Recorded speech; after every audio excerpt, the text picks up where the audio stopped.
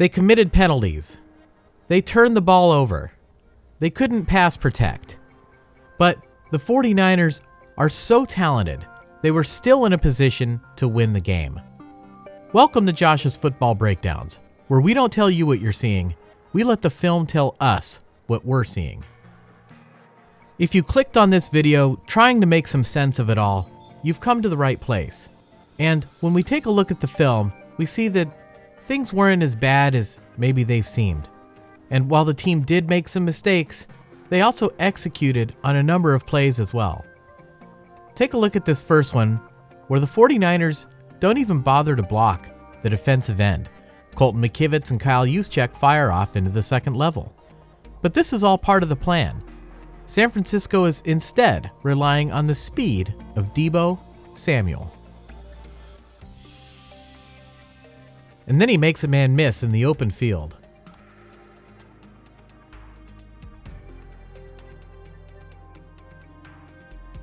For their part, the Cleveland Browns made a number of mistakes as well. Here we can see they've gone offsides early, and this is because Brock Purdy has manipulated the snap count. And if you're going to manipulate the snap count on the road, you've got to do it early like this, before the crowd really gets into the game.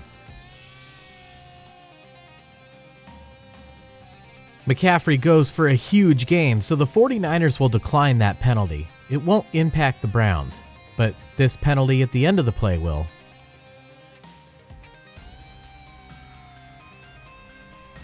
Alright, it looks like there's a hole off to the right, and Owusu Koramoah runs over to fill the hole. But Christian McCaffrey just runs right behind Spencer Burford. And notice it's George Kittle and Aaron Banks that get downfield and turn this into a huge run.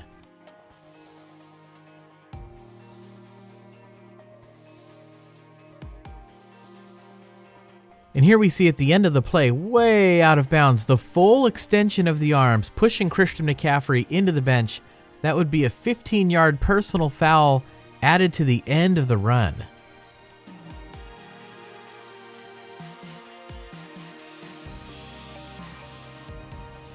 Quickly making their way downfield, the 49ers pound them with Christian McCaffrey again.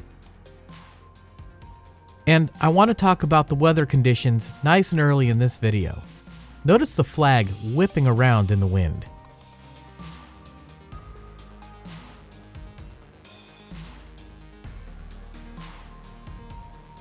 On this play, Trent Williams blocks the tackle to the inside, allowing Aaron Banks to get downfield again.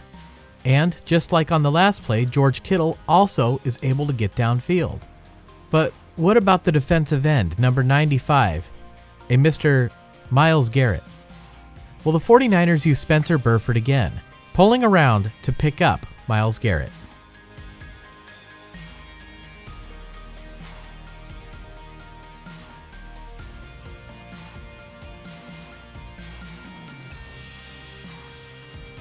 On the following play, the Browns finally get some penetration and stop Christian McCaffrey, but we see the flags come out at the end. Let's take another look. And here we see he is yanked down by the face mask. Wow, what a dangerous play. And this would be another 15-yard penalty against the Browns. With the ball at the 14-yard line now, the 49ers are facing a 2nd down and 10. So it's a good possibility they're passing on this play, but the Browns don't know that for sure. You could run the ball on 2nd and 10. But notice the Browns go all out on a pass rush here. And right away we see the offensive linemen are downfield, and that's because Kyle Shanahan has made the perfect play call to take advantage of the Browns' aggression, calling the screen pass for Christian McCaffrey. McCaffrey makes moves in the open field, finds a lane, and then gets into the end zone for a touchdown that just seemed all too easy. And maybe this touchdown doesn't happen without the excellent downfield blocking from Brandon Aiyuk. And here we see McCaffrey make a move to the inside and then cut back to the outside. Did he simply change his mind? Was he able to use his outstanding vision to somehow set up the safety, Delpit?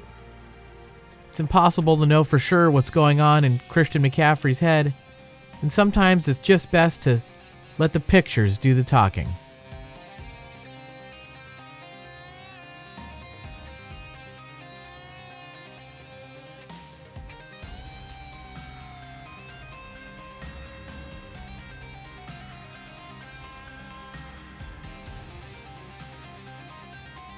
Touchdown 49ers, and they take an early lead in this one, 7-0.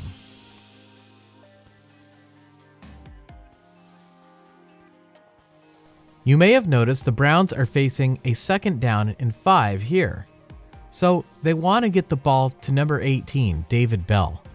And take a look at where PJ Walker is looking. He's looking straight ahead. But the 49er defense is doing something a little bit different than most other teams this year.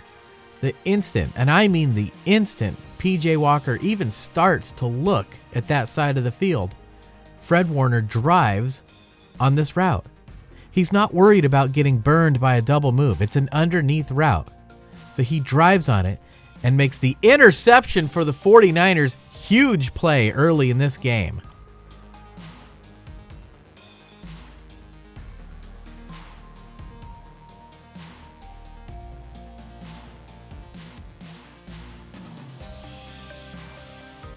And from here we get a great angle of it. Watch the instant PJ Walker starts to turn is when Fred Warner drives on the route.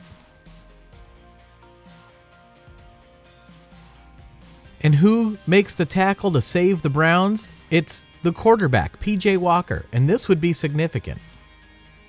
Even after a mistake like that kind of effort can make a difference in the game. There he is, Tom Brady. He is the one that makes the tackle on this play. Now you can say the 49ers are all the way down at the goal line, but watch what happens just 2 plays later. Fumble, Patriots pick it up, and that effort by Tom Brady prevented the 49ers from scoring on the play. All right, let's go back to the Browns game.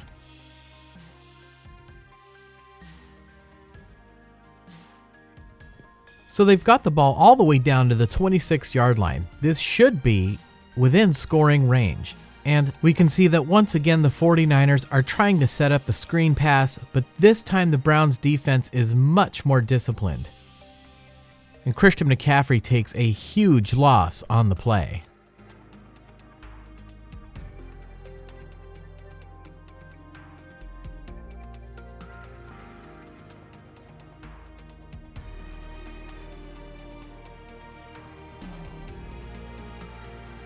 All right, and I'm going to stop it here. I want you to watch George Kittle right before the snap here. False start, and now the 49ers have to move even further back. And it's easy to see why penalties are drive killers. Now the 49ers are facing 2nd down and 23. Ouch.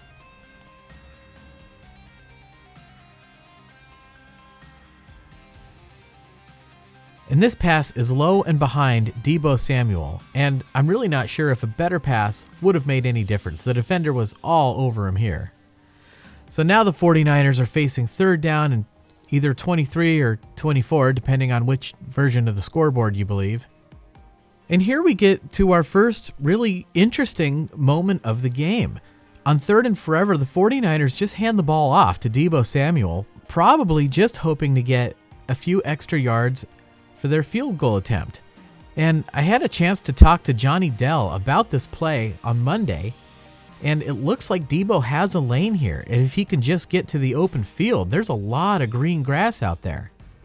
We can see that the Browns have a safety, Delpit, in the area, but the 49ers have Trent Williams and George Kittle out there to block.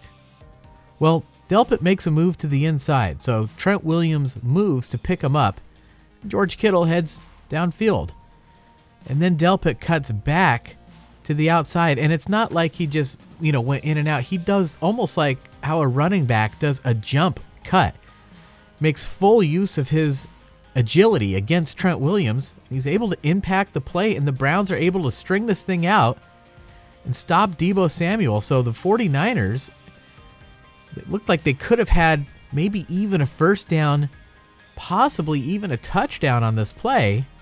but Delpit saves the play for the Browns. It's a great defensive play, and it forces the 49ers into a much longer field goal attempt. It's going to be from 54 yards. This ball has to travel a long way, and it's no good. So that tackle by P.J. Walker saved points. The 49ers were not able to score. The score is still 7-0, and the Browns get the ball back. And here they call a nice play. Everybody moves to their right, and the running back takes a step in that direction as well. And the entire 49er defense reacts. In fact, we can see that there's only 2 players on the entire field moving to their left here, and they both play for the Browns. It's the tight end, Harrison Bryant, and the man who gets the ball, our old friend, Marquise Goodwin. And just like the Deebo Samuel play we looked at on the first play of the game, the Browns don't even need to bother blocking Nick Bosa. They rely on Goodwin's speed to beat him around the edge. And after letting the 49ers move to their right, now the Browns pin them to that side of the field.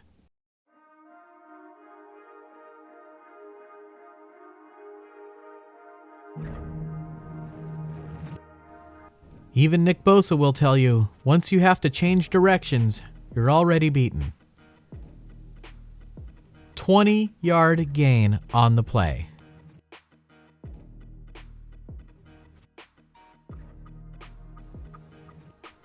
And somehow in all of this, P.J. Walker finds the other tight end, David Njoku, who takes it 32 yards to the house. But let's go back to the snap. And here we can see some holding on Drake Jackson. That's Njoku who's actually holding him.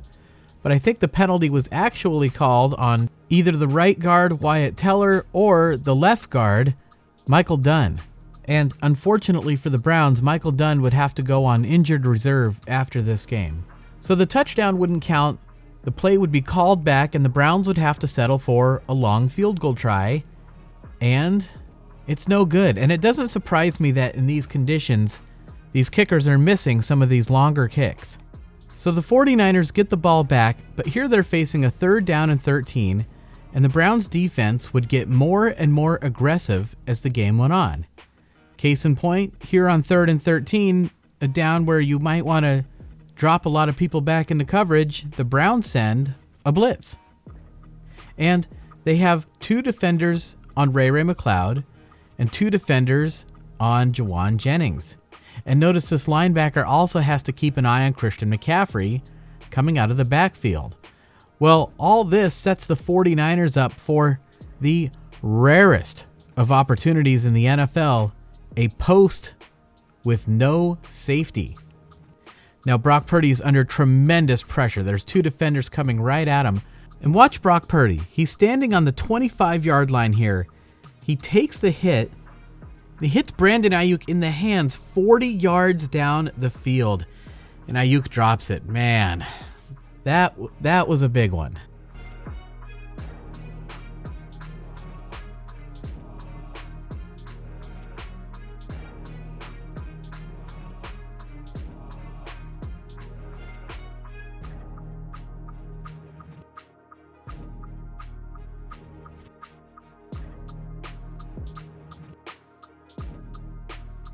Difficult catch. I understand that. He was probably expecting Brock to lead him a little bit more to the inside, but man, you got to come up with that one.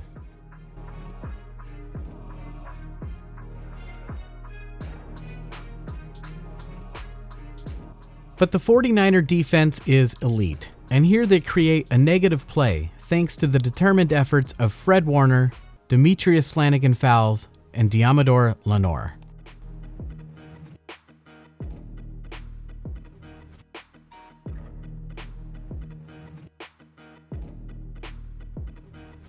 So why did Cleveland only have one blocker out there?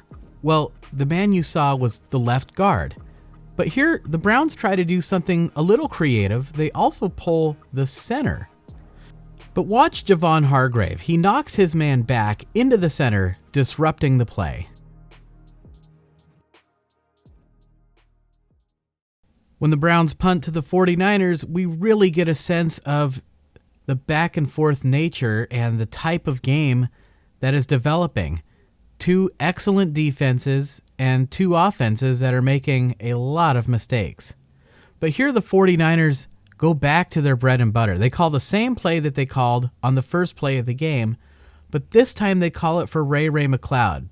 Unfortunately, Deebo Samuel had to leave the game due to an injury, but the result is the same. McCloud takes it for a big gain, and the 49ers are off to a pretty good start on this drive. Once again, the Browns try to penetrate quickly with the end, but the speed of Ray McCloud makes this moot, and Trent Williams simply uses this as an opportunity to pin his man to the inside.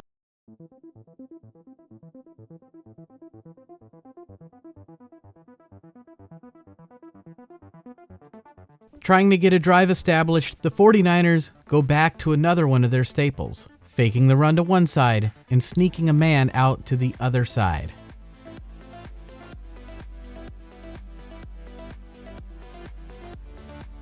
And Brandon Aiyuk hurdles the defender and just can't quite stay on his feet, otherwise he might have scored there.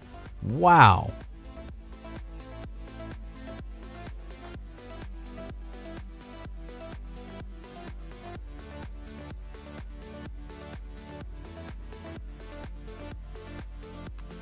After that spectacular display of athleticism, the 49ers continue to move the ball. And here they have a plan on 3rd and 6. They're going to send George Kittle into the end zone to attract the attention of the defense. And then they're going to try to get the ball to Christian McCaffrey underneath. But watch as the safety drives on this ball. And he makes a big tackle to stop the 49ers drive.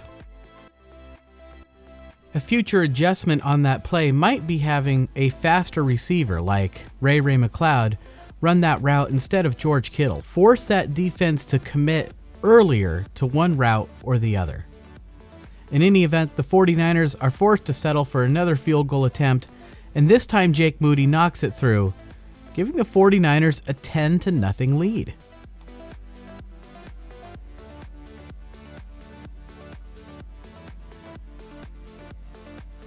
The 49er defense decides they want to be aggressive too, and here they line up in press man coverage. And take a look at Deommodore Lenoir down at the bottom. If you want to play wide receiver in the NFL, you have to be able to beat press coverage, and who better to do that than Amari Cooper? And take a look at Talanoa Hufanga. He's far away on the far hash, and PJ Walker holds him there with his eyes until he's ready to take the shot downfield to Amari. Lenoir slips, Cooper is wide open, and then Hufanga misjudges the angle to the sideline, and Cooper is off to the races, and it's the linebacker, Oren Burks, who's able to track him down and make the tackle. Great play by Burks, but the damage was done. The Browns chip Nick Bosa and Drake Jackson, because what do you need to throw the ball deep? Time.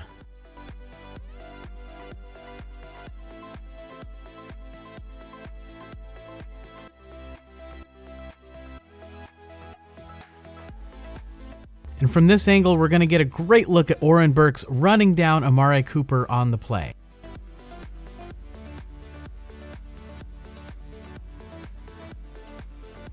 Great effort, but it's still a 58-yard gain for the Browns.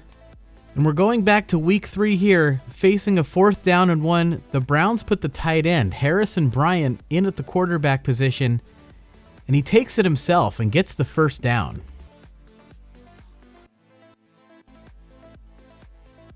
Facing a key 3rd down and 1, once again they put Harrison Bryant in at the quarterback position, and the 49ers are probably prepared for this play. In fact, the Browns are counting on it because this time Bryant tosses the ball to Kareem Hunt. The Browns set the 49ers up with that play 2 weeks ago, and just like that, they are on the board.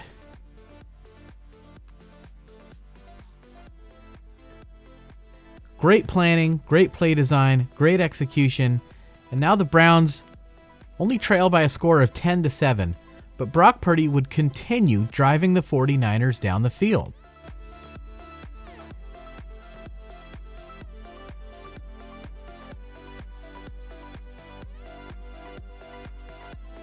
And once again, we see one of the Browns defenders jumping off sides. He beats Colton McKivitz, and I want to be super clear here, this is not Colton McKivitz's fault. The man was off sides. He had an advantage. Nevertheless, Brock Purdy has to rush this throw, and as a result, his feet are not lined up, and the pass sails incomplete.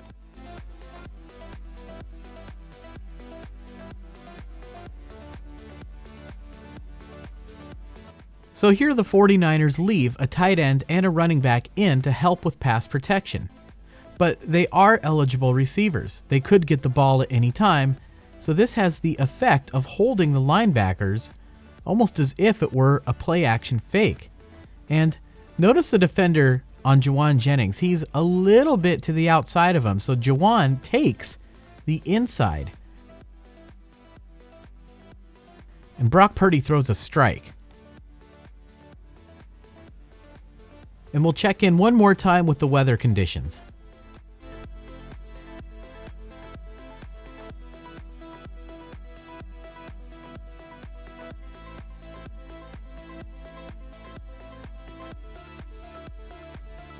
And then after the play, we see some good sportsmanship with George Kittle helping his opponent up. It's windy, and here you can see the rain is really starting to come down. So here the 49ers call a play from 1943. And if I can just go off on a tangent for a minute about the Bears quarterback, Sid Luckman. In 1943, he led the league with a 107.5 passer rating. He averaged 10.9 yards per attempt, an NFL record that still stands today. He threw 28 touchdown passes, and he did that in just 10 games. He only played in 10 games because the Bears had, get this, 3 byes that season. They averaged 30.3 points per game and ended up winning the championship that year, and Sid Luckman was the MVP. Okay, let's go back to the play. Poor conditions, hard to throw the ball downfield, so here the Bears send their linemen to the sideline because they've called the wide receiver screen to great effect.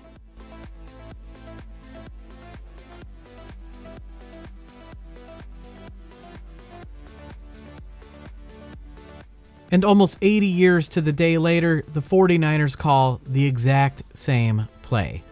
But I want you to turn your attention to the pocket. We're going to watch Brock Purdy's arm here.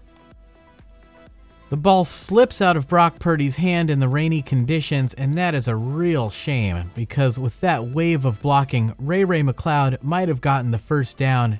In fact, he might have even scored on that play. It kills the drive for the 49ers. They don't even get a field goal. They have to give the ball back to the Browns. Let's move ahead to the third quarter.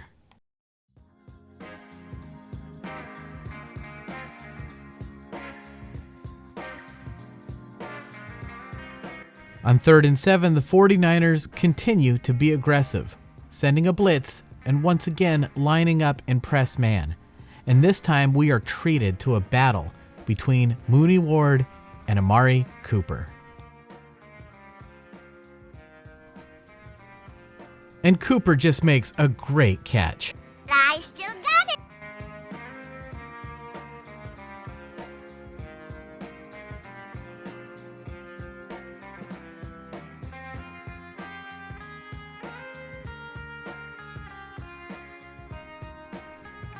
Remember this play the 49ers ran against the Cardinals in Week 4?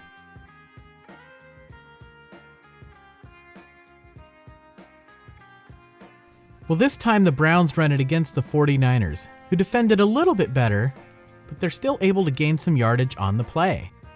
The Browns have put themselves in field goal range on the first drive of the third quarter. And they knock it through, tying the game at 10 apiece.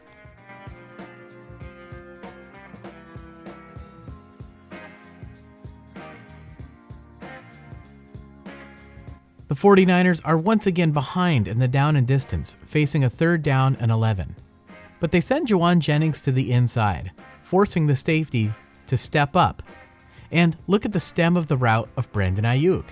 It looks like he's going deep, so the other safety has to get depth. Brandon Aiyuk takes the space the defense left behind.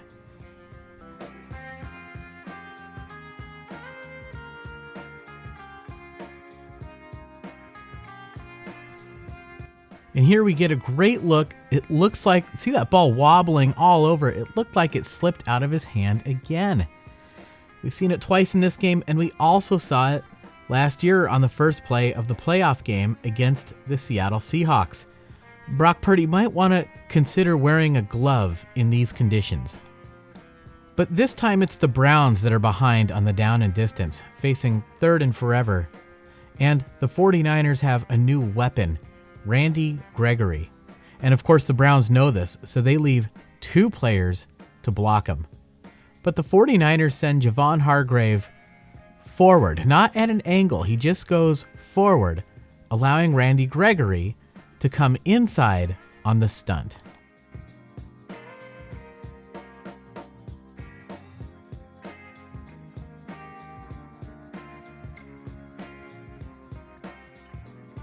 So the 49ers get the ball in this back and forth affair, and they do send the wide receiver wide here, but for the most part, they've got everybody else lined up tight to the line of scrimmage, and this allows the Browns to employ a 5-man defensive front.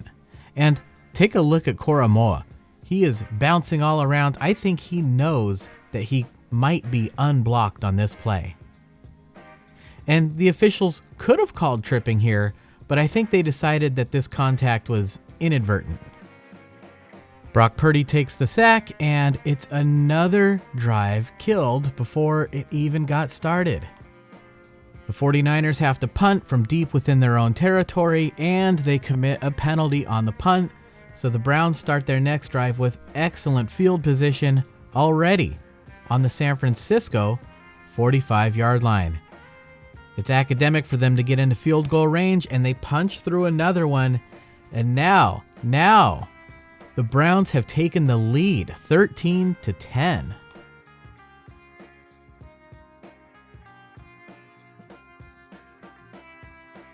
Stop me if you've heard this before, but penalties are drive killers, and look at the arm of Trent Williams.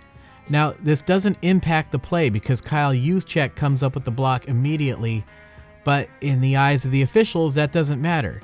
They call holding on Trent Williams, and this is another play that's already dead. The teams would trade a couple of punts, and the 49ers would get the ball back now in the fourth quarter, just trying to get something going here in the second half. Brock Purdy makes a throw on the run, and I get it. It could have been a slightly better throw. It hits Brandon Aiyuk in the hands. I understand it's a difficult catch. It's a diving attempt, but you gotta make that catch. You gotta make a play sometimes in a game like this.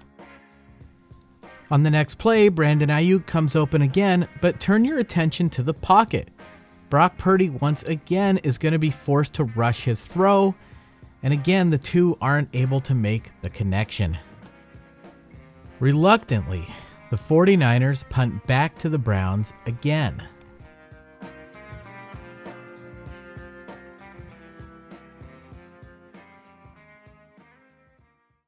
All right, I've stopped it here. I don't usually stop it when the ball is in flight like this, but from here we get a great look of what PJ Walker is going for. He's going for the back shoulder fade, which is great when the defender's back is turned. But Deommodore Lenoir's back isn't turned. He is in prime position. This pass is vulnerable, and it is intercepted by the 49ers, and the defense comes up with a huge play in this game.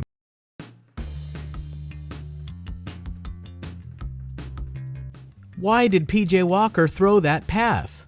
From this angle, we get the answer. This time, it's Walker who has to hurry his throw thanks to pressure from Javon Kinlaw.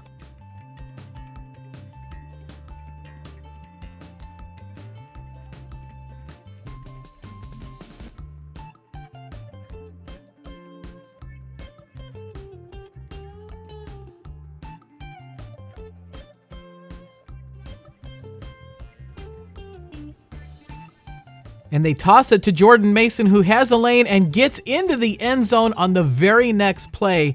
And this sequence is a tremendous illustration of how suddenly the 49ers can hurt you. They are a dangerous team, even on an off day.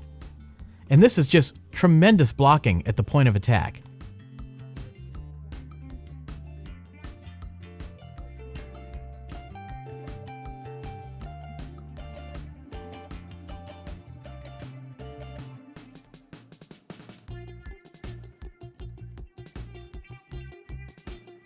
And look at Charlie Warner. He knows he made a great block on that play. And just like that, it's the 49ers who have the lead in this game, 17-13. With 7 minutes to go, the Browns find themselves facing a 4th and 4. And on the right side of the 50, they feel compelled to go for it here. David Bell is just going to sit up. And take a look at Oren Burks. Just like Fred Warner, as soon as he sees PJ Walker turn, he's going to drive on it. But it's only a 4-yard pass. It's really hard to defend. And the ball gets home just before Burks and Ward can contest the pass. 2 plays later, we're under 5 minutes to go, and the Browns are facing a 3rd and 10.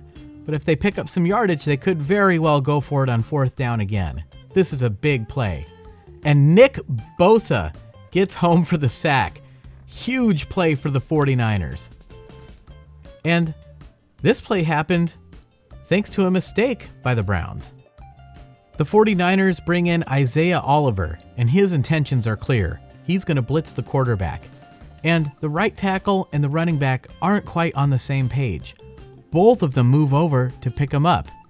And you can't make a mistake like that against Nick Bosa.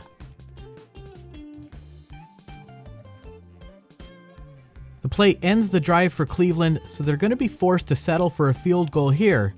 And Hopkins makes a clutch kick, knocking it through, but it's the 49ers that still have the lead now, 17-16. And with just 3 minutes and 21 seconds left, the strategy here is clear. The Browns only have 2 timeouts, so the 49ers should run the ball. Just try to win the game right here. Run the ball, take time off the clock, and get out of Cleveland with a win. And obviously, there was a lot of things that didn't go right for the 49ers in this game. Sometimes it can be human nature to try to assign blame. And if you're looking to do that, there's a lot of places you could do that in this game. From penalties to the pass protection to quarterback play to maybe some interesting officiating calls. We'll get into that in a minute. But I think here it's Kyle Shanahan that makes a pretty bad mistake. Indeed, the 49ers do have the closer, J.P. Mason, lined up in the backfield. And of course, the Browns know this, so they line up with a 5-man front, and they keep a lot of players up at that line of scrimmage. They know the 49ers are going to run the ball. And this is a trade the 49ers will accept. It might just be 3 yards in a cloud of dust, but that's the point. You're going to either take time off the clock or force the Browns to use those timeouts. And you do that a couple of times, then you put yourself in 3rd and manageable and give yourself a chance to win the game. The 49ers are in a great position to close this thing out. But here, inexplicably, Kyle Shanahan calls a pass. And the results are disastrous. Brock Purdy tries to avoid taking the sack, but there was nowhere to go with the football. He doesn't get it up to the line of scrimmage, and this would be ruled correctly intentional grounding. It's a loss of down for the 49ers. It backs them up 10 more yards, and most importantly, it stops the clock. Now the 49ers are forced to pass on 2nd down and 20. Once again, Brandon Aiyuk does come open on the play, but again, take a look at the pocket.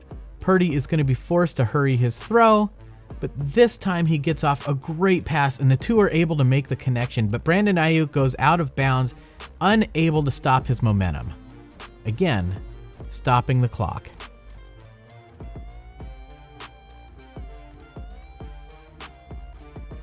And even though they got some of the yardage back, it's still 3rd and long. Brock Purdy is nowhere to go with the football, the pressure gets home, and he's forced to throw this ball away, once again stopping the clock and giving the Browns a golden opportunity to win this game. Kyle Shanahan, by his own error, called 3 straight passes with the lead and only 3 minutes to go in the game, and the 49ers only took 16 seconds off the clock and gave the ball back to the Browns, setting them up for the game-winning drive. I understand what Kyle was trying to do. He figured since the Browns were stacked up against the run, maybe he could catch them off guard by throwing a pass. But it's just really poor strategy, and sometimes, at the end of the day, you just have to line up and play. PJ Walker has experience playing against the 49ers. He played against them as a member of the Carolina Panthers a year ago, a game we broke down on this channel, and one you should definitely check out. I'll put a link in the description. But here I think it would be fair to say he got some assistance on this drive. Let's take a look at what happened. Here's the pass. Tashawn Gibson drives on the route, and the officials would rule this a hit on a defenseless receiver. 15-yard penalty, and let's take another look at it from the other angle. Clean hit, shoulder to shoulder. I think what the ref saw is that he was still in the air, making him defenseless, but I do not like the call. I think the referees need to use more judgment in that situation. Later on in the drive, the officials see Mooney Ward's arm in contact with the receiver. That's not against the rules. He doesn't impede his route. He doesn't grab and hold on to him. In fact, the pass hits the receiver in the hands, and you see the flags come in. They do rule this illegal contact, and it does move the Browns further downfield again. All right, we're past the 2-minute warning now, and the Browns are facing a 2nd down and 8, and the 49ers only have 2 timeouts left. So the strategy here is simple. Run twice, make the 49ers use those timeouts, kick the field goal, and force San Francisco to drive down the field with no timeouts in their pocket. But this time, it's Kevin Stefanski who is overcome by a bout of insanity. Once again, the 49ers are stacked up against the run, and that's okay. The goal here is to take time, not yardage. And the pass is nearly intercepted. That would have ended the game right there, but either way, it stops the clock. Now the 49ers are going to have an opportunity to win it. A huge mistake by the Cleveland coach. What are these coaches doing? The YouTuber said.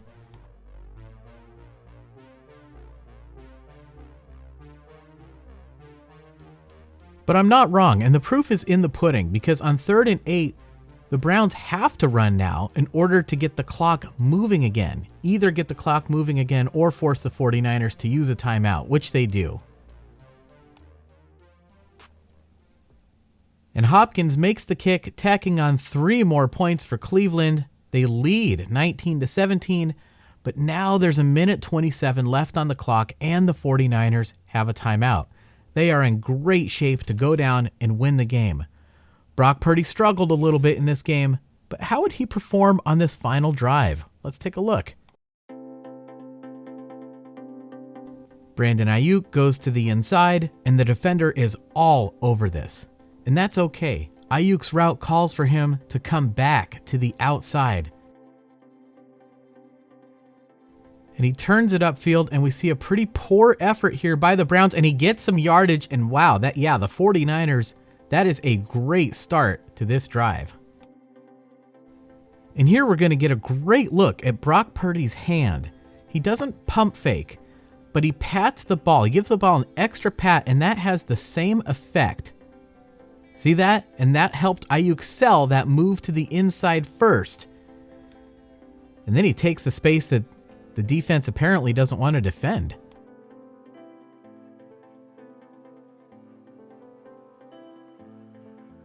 Aiyuk takes a step to the outside. The defender has to honor that, and then Aiyuk comes back to the inside. And once again, Brock Purdy is right on the money.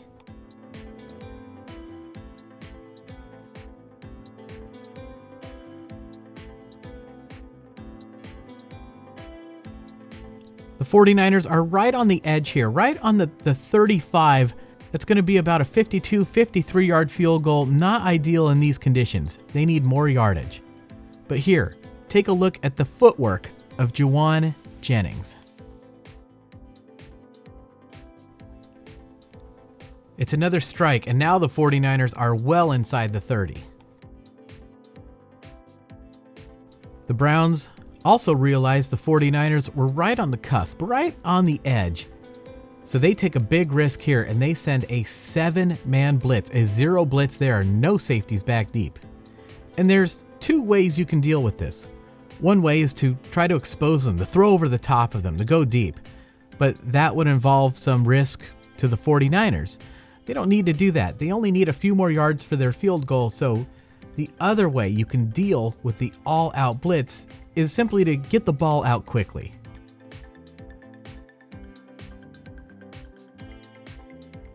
When it mattered the most, Brock Purdy was surgical on this drive. The 49ers have successfully moved the ball to the 26-yard line, but there's still 45 seconds left. So the 49ers, with a timeout in their back pocket, can afford to run the ball. And remember, they're not really looking to gain yardage here. What they're really looking to do is take time off the clock, leaving no time left for the Cleveland Browns. Jordan Mason gets the carry, and he gains 3 yards. So now the 49ers have the ball at the 23, and the Browns don't stop the clock. They wait until there's 9 seconds left and then call it at that point. Why? Well, Jake Moody was getting ready to line up for his field goal, and they saved their timeout. They knew they couldn't stop it, really, so they save it instead to try to ice the kicker. Did it work? Let's take a look at Moody's kick. From the 23-yard line, this is a short kick, and it is no good. Look at the Browns celebrating, and the 49ers are stunned. And we've just seen what it takes to beat the 49ers. A lot of self-inflicted wounds, penalties, mistakes, missed kicks, and they still almost won the game. This team is extremely talented. All of these mistakes are correctable. The 49ers can rest assured they still have an elite group of players on this team, and that includes the quarterback. Folks, I want to thank all of you for taking time to watch this video. If you came here searching for answers, I hope I was able to provide some for you. That was a tremendous game. A lot of back and forth, wild and sloppy, very interesting to break down. And I especially want to thank the people that have really gone the extra mile to help support this channel. You guys mean so much to me. I can't tell you how much I appreciate it. It really does help. It really does allow me to take the time to really take my time with a video like this, even in the face of a loss, and give you guys quality work. I really appreciate it. You humble me. You honor me. Thank you so much. And I want to know what you guys think about the game, and especially about that last kick. What are your thoughts on Jake Moody? There was all kinds of emotional takes after the game. The beauty of this game is it's rich enough to where it appeals to our emotional side and our intellectual side. It's a complete game. Sometimes the intellectual side has to wait a few days for the emotional side to calm down. But now that we've had some hindsight, tell me, what were your initial reactions and how do you feel about that kick now? And we're going to discuss it on the Friday show. And I will see you guys then.